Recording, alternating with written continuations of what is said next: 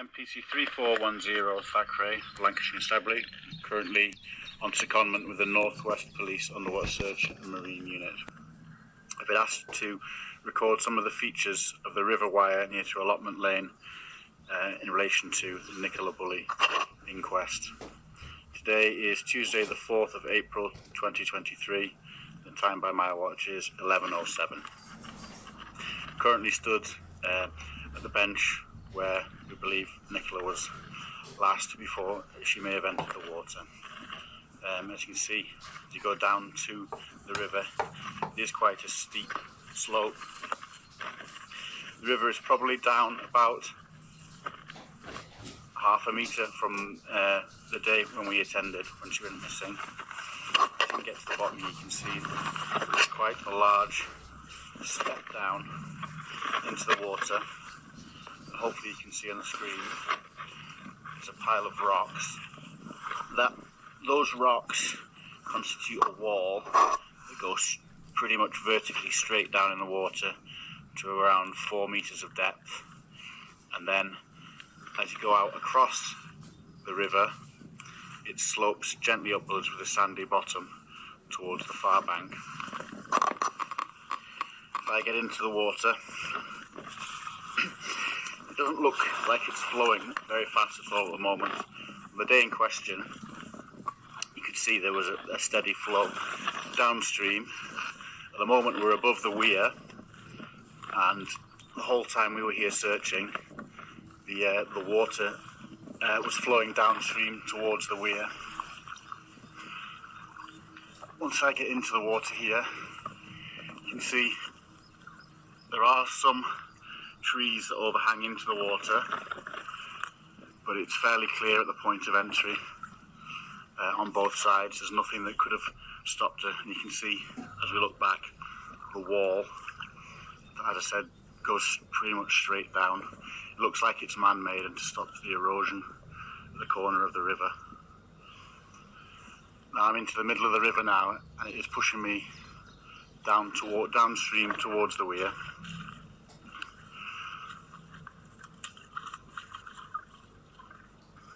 Probably around about walking pace, and it was certainly flowing a little bit faster on the day in question. On the day in question, the water was 4 degrees Celsius. To somebody who's not in a dry suit, that would feel very, very, very cold, almost freezing. And if it fell in accidentally, I think the cold water shock would have probably taken effect, which causes you to gasp, can cause your muscles to seize, so you can't swim properly. Underneath us now, as I dived on the first day, I know there are about 3 trees on the bottom, about 3.5 metres down here. We searched all around those trees, and there was nothing caught up in them. So it's my belief that if she did fall in, she was probably floating and being pushed along in the flow. Once you get a little bit further down, you can probably see there's an island in the middle, and the first real snagging point onto the right there, which are the trees hanging into the water.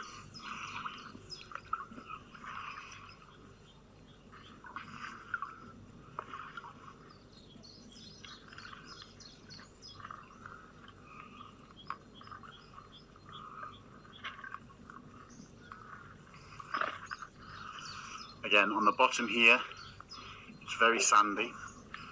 The water is quite murky, however we could see when we're on the bottom between about 1 metre and 2 metres using a torch. It gently slopes up to the left where it reaches the far bank. On the right hand side continues to be that wall.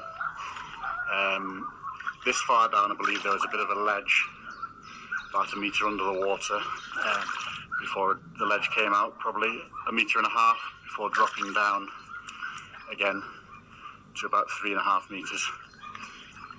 As we get further down towards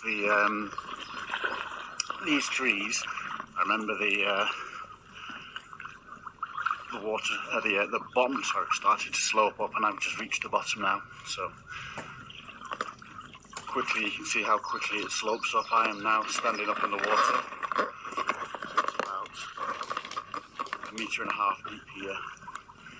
And this part was all searched on the night, as we could see through it using torches. I don't know if you can see on the screen, you can see the bottom here. It's completely flat, a few rocks. In the first place, you could have had a body to be caught up, really. Could be this tree. Obviously this was searched, there was no trace.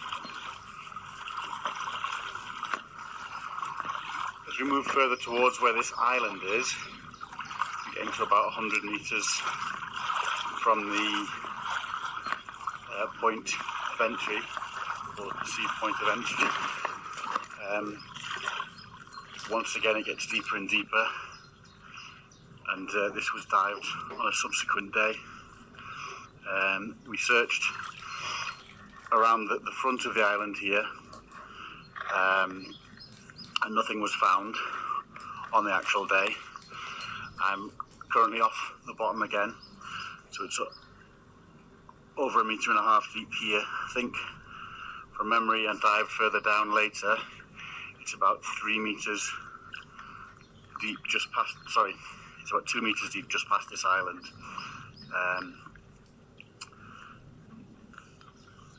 And then once again, we start coming up to the first right-hand bend. The water starts to shallow out, and very shortly I imagine I'll be able to touch the floor again. I'm not swimming along at all here, I'm just letting the flow take me. Like I say, it's a slower flow than on the day in question, but it's still happily walking pace. If you can see us moving along the bank. Again, you can see a small overhang of trees as the river bends to the right. Still not touching the bottom. It's around 2 meters deep here. The bottom continues to be sandy and flat with a few rocks on it.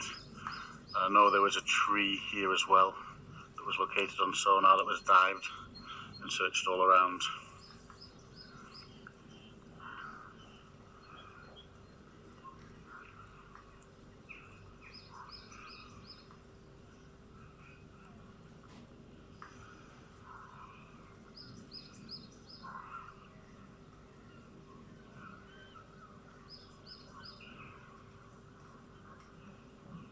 And just as we get to the apex of the corner, my feet have just touched the ground now, so it's probably around 1.5 meters deep here.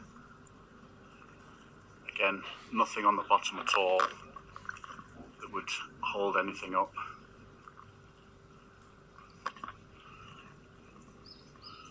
No overhanging trees that could have really been a snag.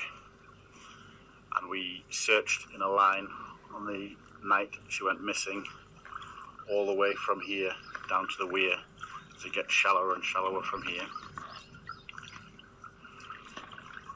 Now looking about 1 meter's depth.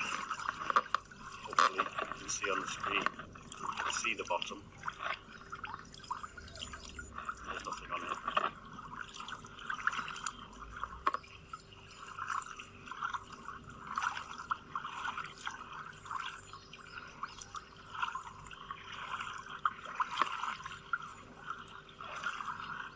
As we get around the corner, because it gets shallower and slightly narrower, the water starts to pick up in pace as you get towards the weir. The exit of this corner is about 200 meters from the point of entry. Again, if you can see the bottom, completely sandy, nothing there to cause any kind of snag. And we're confident on the day in question that she wasn't in this area.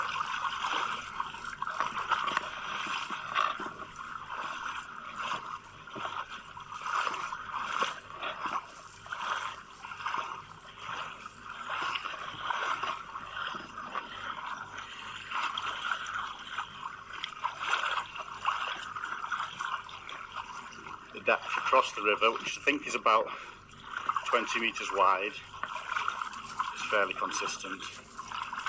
Completely flat here, man-made banks on both sides.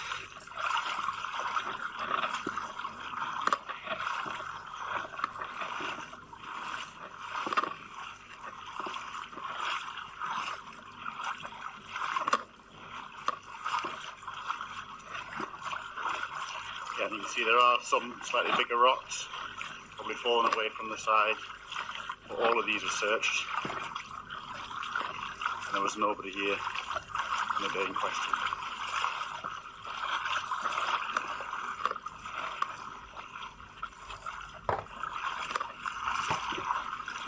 You probably see from the state of the river now, like I said, it's picking up in speed. I have to sit down in this water now. You can see it's taking me along quite a bit faster. Let's try and measure it from the side.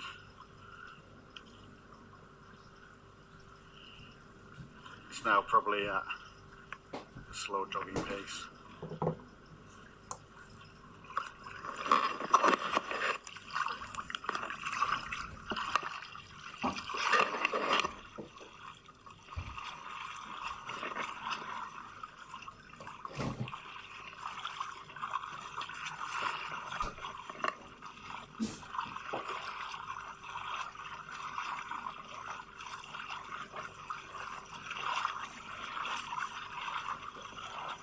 As we come around the corner, you can see the weir in front of us.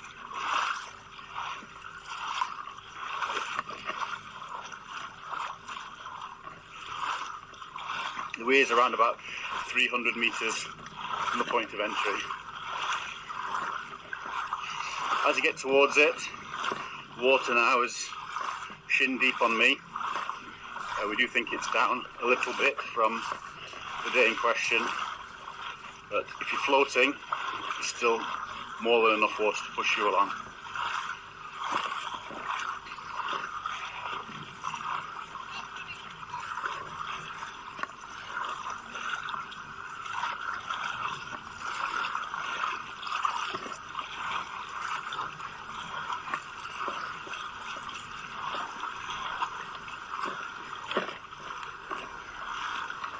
Again, all of this was searched on the night in question by officers wading in a line, and we could see the whole width of the river.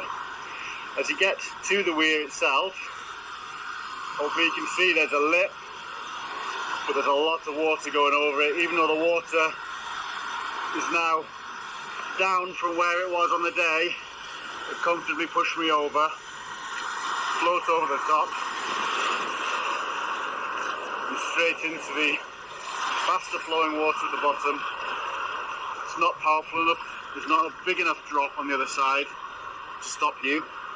Again, we did search the other side of that weir to make sure there was nothing trapped in it. As I stand up now, it's waist deep,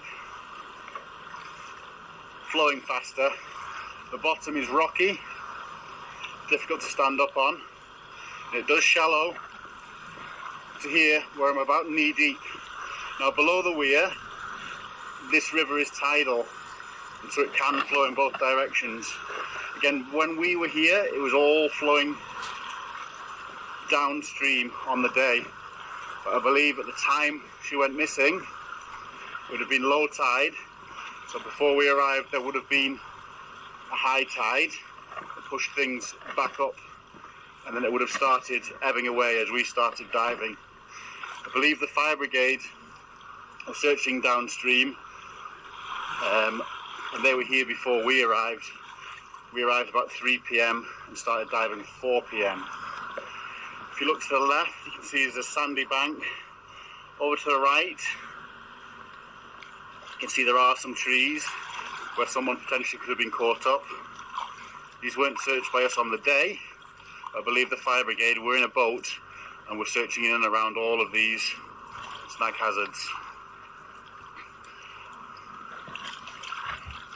Still currently waist deep, and there are some more trees on this right hand bank that potentially could have been a snag hazard. In the middle of the river here, there is a shallow sandbank. There's a channel that runs to the right and to the left where it's deeper. I'm just coming onto the sandbank now. I'm coming up from waist deep to shin deep. But on either side,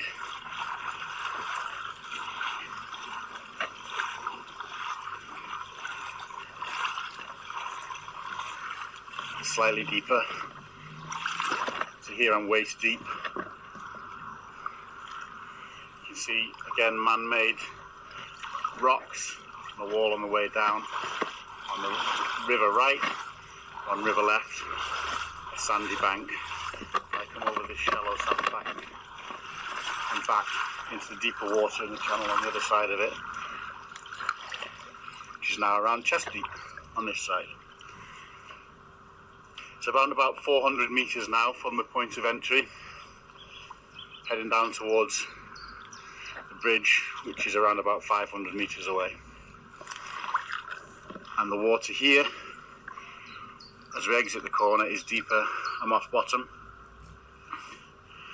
around about 2 metres. Again, I'm not swimming, I'm just being pushed along by the current, which is at a slow walking pace. You see a large tree overhanging the water here, where potentially somebody floating could be caught. If I go over to it, just put my legs under it, I'm pretty sure there's not a lot that's actually hanging into the water. It definitely could stop you if you came into it, but there's nothing underneath these branches that are on the surface, nothing hanging down into the water. And again, still steep-sided with a man-made banking.